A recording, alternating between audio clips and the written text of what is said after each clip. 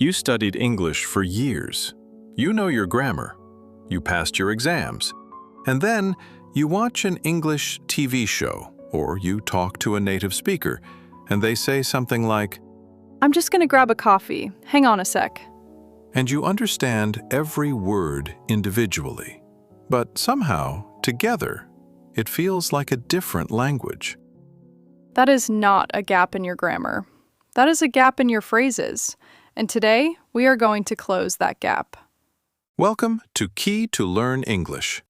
Hello, everyone. Welcome back to Key to Learn English, your favorite place to grow your English through real, natural conversation. I'm Sarah. And I'm Ryan, native English speaker, daily user of phrases that confuse people. Deeply sorry about that. He is not sorry at all. But today, he is going to help us fix the confusion, because today's episode is about something that I think every learner needs, and it is one of those things that textbooks almost never teach properly. We are talking about the phrases that native English speakers use every single day. Not vocabulary words, not grammar rules. Phrases.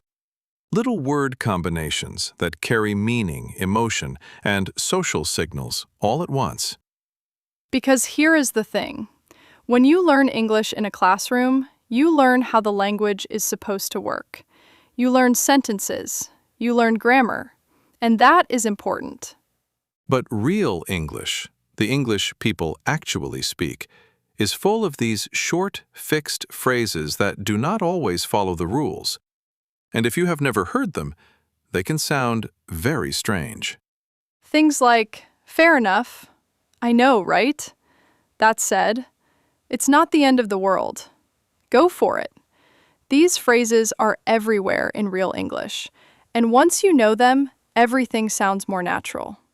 So today, we are going to go through 5 groups of everyday phrases, grouped by what they do in a conversation.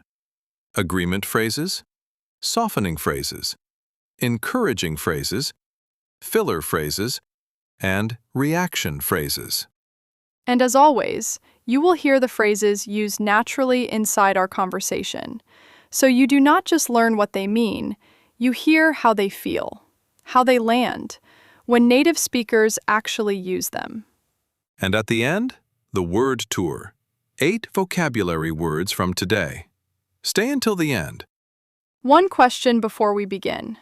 Is there a phrase in English that you have heard many times but still are not sure what it means? Write it in the comments. Seriously, we want to know. There are no silly answers. Some of these phrases are genuinely strange if you think about them too hard. Do not think too hard.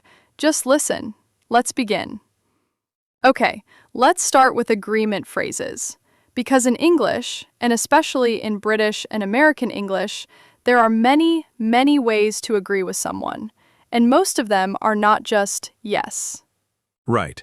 Yes is correct, but in everyday conversation, native speakers almost never say just yes.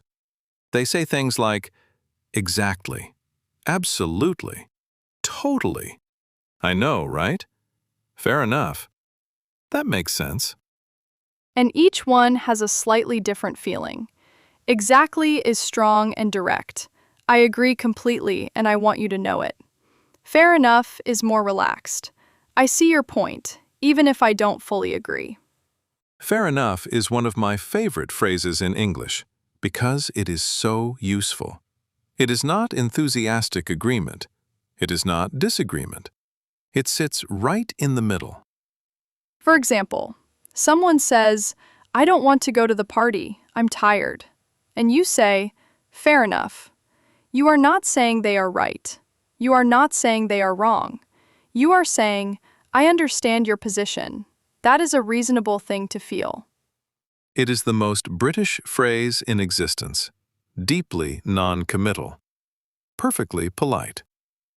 It really is. And then there is, I know, right? Which is one of the most natural-sounding agreement phrases in casual English. It means, yes, I feel exactly the same. I have thought this too. For example, someone says, It's so hard to wake up in the morning in winter. And you say, I know, right? It's like the bed just holds you. The bed absolutely holds you. That is a very accurate description. And there is absolutely, which is strong, warm agreement, often used when you want the other person to feel confident and supported. Are you sure this is the right decision? Absolutely. You've got this. And that makes sense, which is softer. It shows you have listened, you have processed, and you understand the logic. It is a phrase that makes the other person feel heard. These phrases matter because agreement is not just about saying yes to an idea. It is about making another person feel understood. And in English, these small phrases do that work. So try to replace yes in your conversations with one of these. Exactly. Absolutely. Fair enough. I know, right? That makes sense. And notice how much more natural everything sounds. Okay, next group. And this one is incredibly important, especially for professional English or any time you need to say something that might be hard to hear. Softening phrases. Softening phrases are the words and expressions native speakers put before something difficult, to soften the landing, to show respect before delivering a hard message. Because in English, especially British English, being too direct can actually sound rude, even when you do not mean to be rude at all. And this surprises a lot of learners, because in some cultures, being direct is respectful. It means you are honest and clear. But in English, a very direct, "that is wrong," can land like a slap in the face. So native speakers wrap difficult messages in softening language. Things like, to be honest, I mean no offense, but with all due respect, that said, I hear you, but That said is one I use constantly. You say something positive or neutral, and then you add "that said" to introduce a different perspective. It is a smooth, natural transition. for example, I understand why you made that decision. That said, I think there might be a better option here. You are not dismissing the person. You are acknowledging them first. Then you add your different view. Or, I hear you, but... This one is very important in disagreements. I hear you means, I have listened. I understand your point. I am not ignoring you. But then you add your different view. And the difference between I hear you, but and just but is enormous. But alone can feel like you are canceling everything the person just said. I hear you, but says, you matter, and here is something else to consider. And there is to be honest, which native speakers use as a signal that something real and personal is coming. It prepares the listener. It says, I am about to say what I actually think, not just the polite version. For example, to be honest, I wasn't sure about it at first, but now I think it was the right call. It is interesting that to be honest implies there are times when you are not being honest. But that is not really what it means. No, it just means this is my real, genuine opinion. No filter. And one more. With all due respect. This phrase is used when you are about to disagree with someone in a formal or professional context. It signals, I respect you and your position, and I still need to say this. These phrases do not make you less clear. They make you more effective, because the other person stays open to hearing you, instead of becoming defensive the moment you start speaking. Okay, this next group is one of my favorites, because these are the phrases that make people feel good. Encouraging phrases. The things native speakers say when they want you to keep going, try harder, or feel confident. And English is actually very rich in encouraging expressions, more than people realize. Things like, go for it, you've got this, keep it up, don't give up, it's worth a try. You're doing great. Go for it is probably the most energetic one. It means do not hesitate, do not overthink, just do the thing. It is fast, forward, and confident. For example, someone says, I am thinking about applying for that job, but I'm not sure I'm qualified enough. And you say, go for it. The worst they can say is no. And you've got this is something special. It is very personal. It is not just telling someone to try. It is telling them you believe they can succeed, specifically, right now. It is a very American phrase originally, but it is now used everywhere in English. And it lands with warmth every single time, because it says, I see you, I believe in you, you have the strength for this. And keep it up. This one is for when someone is already doing well. It is reinforcement. It says, what you are doing is working. Do not stop. For example, someone has been practicing English every day for 2 weeks. You say, keep it up. You are improving so fast. That feels very different from just, good job. Good job is fine, but keep it up has movement in it. It is forward-looking. And then there is, it's not the end of the world, which is a very important phrase for difficult moments. When something goes wrong and the person feels devastated, this phrase gently puts things in perspective. For example, someone fails a test. They feel terrible, and you say, it's not the end of the world. You can retake it. You know more now than you did before. It is comforting, it is realistic, and it gives the person permission to feel upset, but also to keep going. And I think for English learners, this one is very relevant. When you make a mistake in English, when a conversation does not go the way you wanted, it is not the end of the world. You learned something. That is enough. That is always enough. Okay. This next group is one that is almost never taught in classrooms, but it is everywhere in real spoken English. Filler phrases. Filler phrases are the words and expressions native speakers use while they are thinking. They are not meaningless, they serve a social function. They tell the other person, I am still here, I am processing, please wait. Because silence in conversation can feel uncomfortable, especially in English. So instead of going completely quiet while you think, native speakers use these small bridges. Things like, you know what I mean? Kind of, sort of. I mean, let me think. How do I put this? It's like, you know. And you know is the most common one.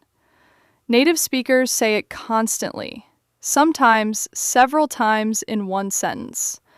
It is almost invisible in conversation. It is so common that sometimes people say it without even realizing.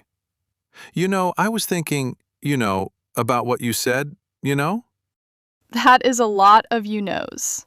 But yes, it is that automatic. And for English learners, this is very useful to know. Because when you use filler phrases, two things happen. First, you buy yourself a moment to think. And second, you sound more natural. More like someone who is actually speaking, not reciting. Because one thing that can make learner English sound a little stiff is perfect silence between sentences. Real conversation has these small bridges, these pauses with sound in them. And I mean is a particularly useful one. It signals that you are clarifying or correcting something you just said. For example, I thought the film was okay. I mean, it wasn't amazing, but I enjoyed it. Or, how do I put this? Which is beautiful because it tells the other person, I am trying to find the right words. It buys time. And it also signals that something honest or nuanced is coming. English learners, you are allowed to use these. You do not need to speak in perfect, complete sentences with no pauses. Real fluency includes the thinking sounds, the bridges, the small human moments between the words. So next time you need a second to think in English, instead of going silent and feeling uncomfortable, try, I mean, or how do I put this, or let me think, and keep going. The conversation stays alive, and you stay in it. And now, my absolute favorite group, reaction phrases. These are the expressions that come out instantly when something surprising, funny, sad, or unbelievable happens. And these are the phrases that make you sound truly fluent. Because fluency is not just about long sentences, it is also about the quick, natural responses, the instinctive reactions. Things like, no way. Are you serious? That's wild. Good for you. Oh, come on. Fair play. What a shame. You're telling me. No way is one of the most versatile phrases in English. It can mean genuine disbelief. It can mean surprise. It can mean refusal. And the meaning changes entirely based on your tone. Give us an example. Okay, I got the job. No way. That's amazing. Congratulations. Total surprise and excitement. Or, can you work this weekend? No way. I have plans. Firm refusal. Same two words, very different situation. That is such a good example of how tone carries so much meaning in English. And good for you. This one is interesting, because the meaning depends completely on tone. Said warmly, with a smile, it genuinely means you are happy for the person. Said with a flat or slightly cold tone, it can actually sound sarcastic, like, "Oh, how nice for you. I don't really care." So be careful with the tone on that one. Warmly and genuinely, it is a beautiful phrase. Flatly, it can sting. And what a shame. This is a sympathy phrase. Something disappointing happened. You use it to acknowledge that it is genuinely sad or unfortunate. The event got canceled? What a shame. I was really looking forward to that. And you're telling me, which is one of my favorites. It means I completely agree. I feel exactly the same. In fact, I know this even better than you do. For example, someone says, "It's so hard to concentrate when it's this hot." And you say, "You're telling me. I've been sitting in front of a fan all afternoon." It is such a human phrase. It creates instant connection. It says, yes, me too. I am in this with you. And, "Oh, come on," which expresses mild frustration, disbelief, or playful protest. "The train is delayed again? Oh, come on."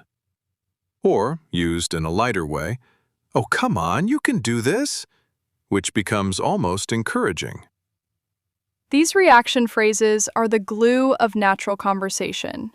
They are short, they are fast, they are emotional, and they show the other person that you are truly present in the conversation, not just waiting for your turn to speak. And for learners, even knowing 5 or 6 of these and using them naturally changes how your English feels to the people you are talking to. You go from being a person who speaks English to being a person who talks English.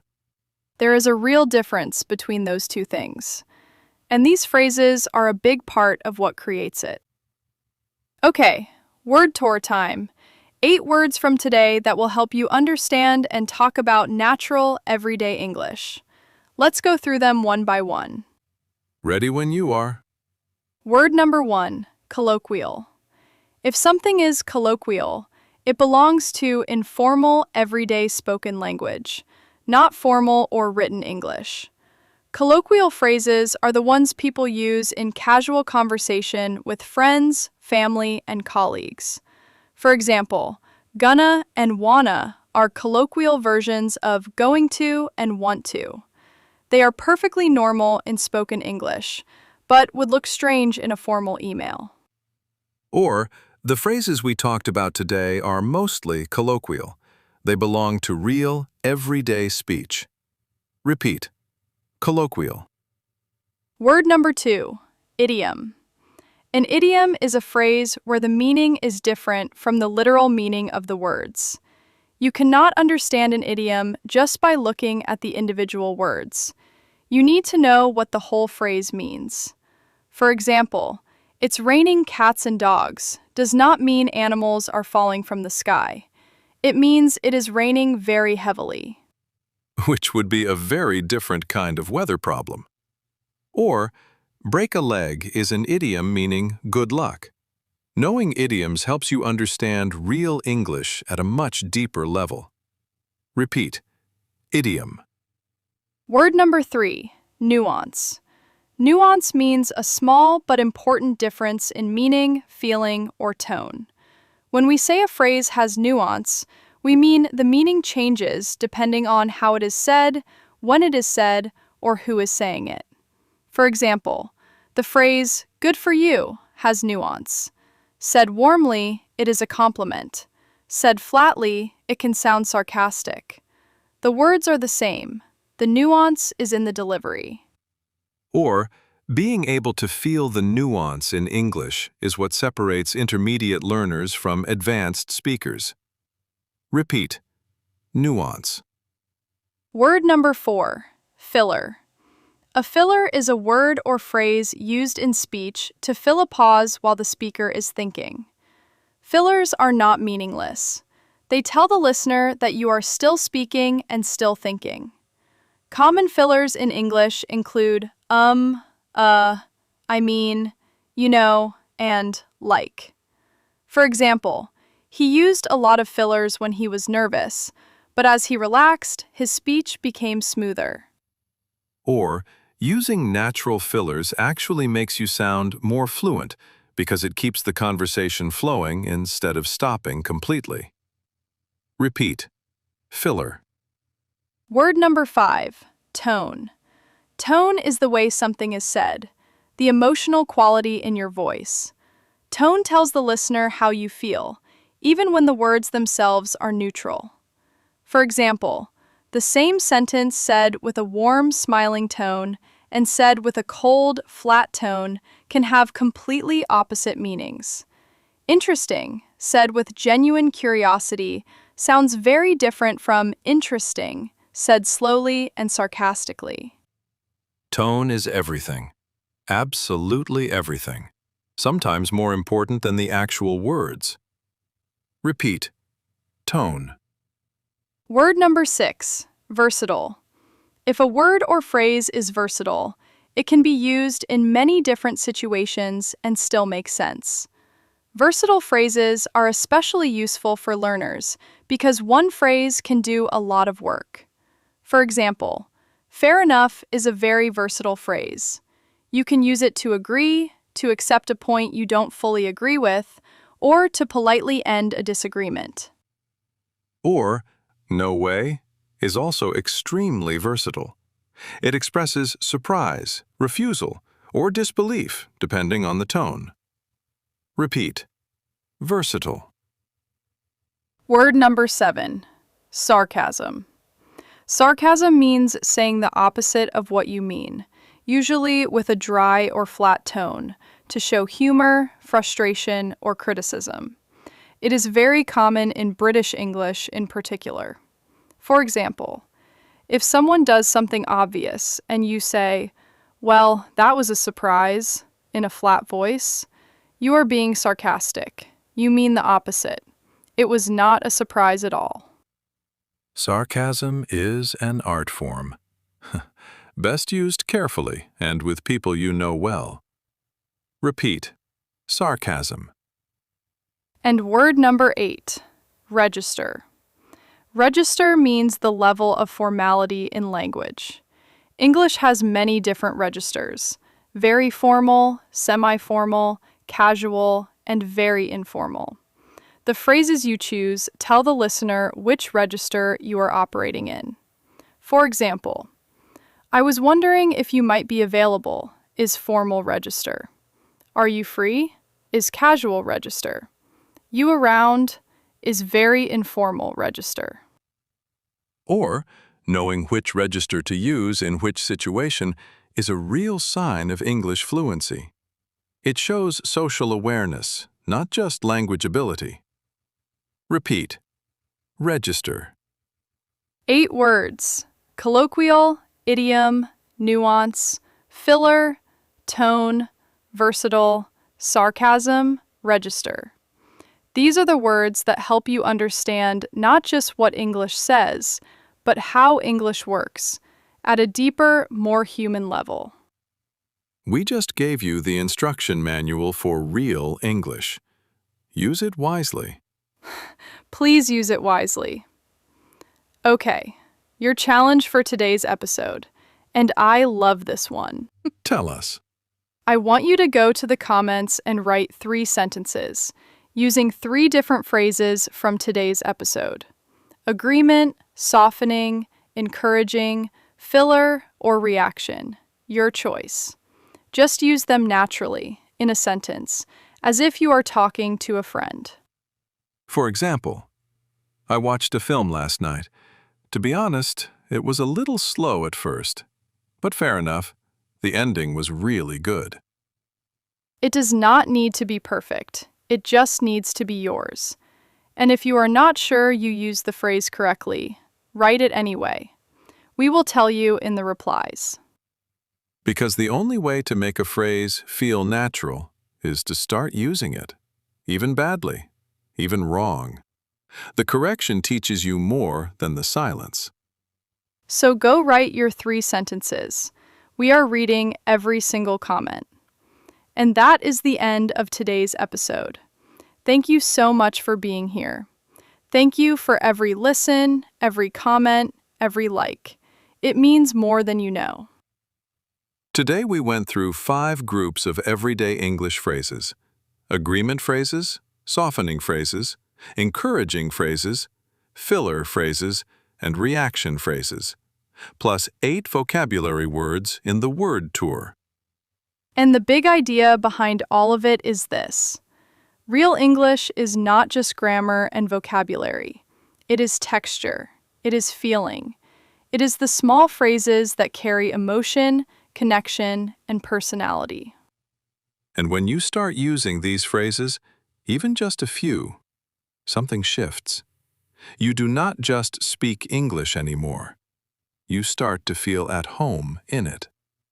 And feeling at home in a language, that is what we are really building here, together. So keep going. Keep listening. Keep practicing. If today's episode helped you, please like it, subscribe to Key to Learn English, and share it with a friend who is also learning. The more people in this community, the richer it becomes. And remember, fair enough will solve approximately 40% of your social situations in English. It really will. I'm Sarah. And I'm Ryan. And this has been Key to Learn English. See you in the next one.